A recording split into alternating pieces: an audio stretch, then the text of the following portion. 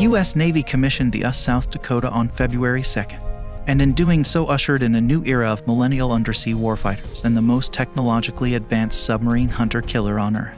I think we can honestly call South Dakota America's first millennial submarine from construction to operation, Representative Joe Courtney of Connecticut said at the South Dakota commissioning. While millennials across the board make up the majority of the U.S.'s combat service members in any service, the South Dakota was built by the shipbuilder General Dynamics Electric Boat, whose workforce is more than half millennial.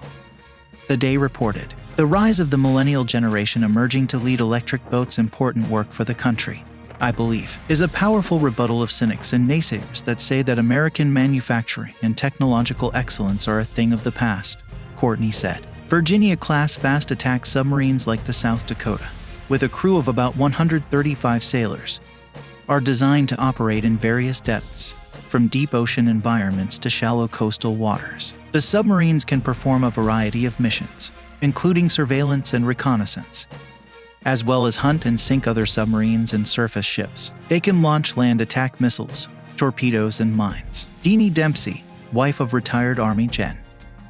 Martin Dempsey, a former chairman of the Joint Chiefs of Staff, is the South Dakota's sponsor. Gen.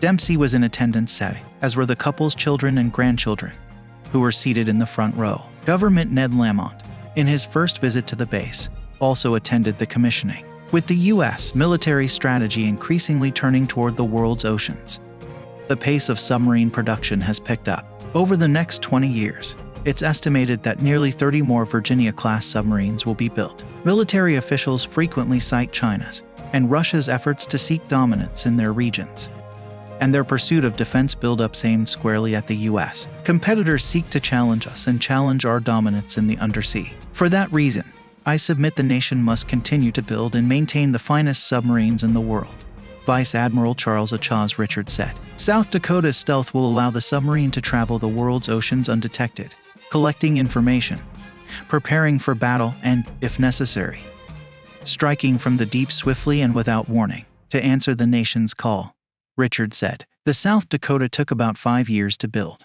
During that time, much changed at Electric Boat, which constructed the submarine with Newport News Shipbuilding. The workforce grew from 11,500 to 17,050, and more than half of the employees now are between the ages of 22 and 37, compared to 30% 5 years ago. The rise of the millennial generation emerging to lead electric boats' important work for the country, I believe, is a powerful rebuttal of cynics and naysayers that say that American manufacturing and technological excellence are a thing of the past.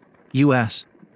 Representative Joe Courtney, D. 2nd District, said during the commissioning ceremony. The military also is seeing a generational shift, Courtney said, including the crew of the South Dakota. The crew's commanding officer, Commander Craig E. Liddy, said about 65% of the sailors have never served on a submarine before. As Sen.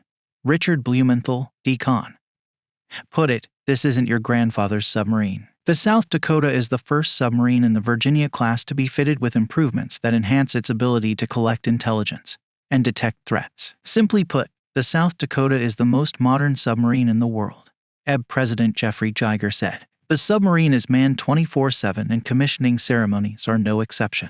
20 members of the crew were on board to keep watch over the boat during the ceremony.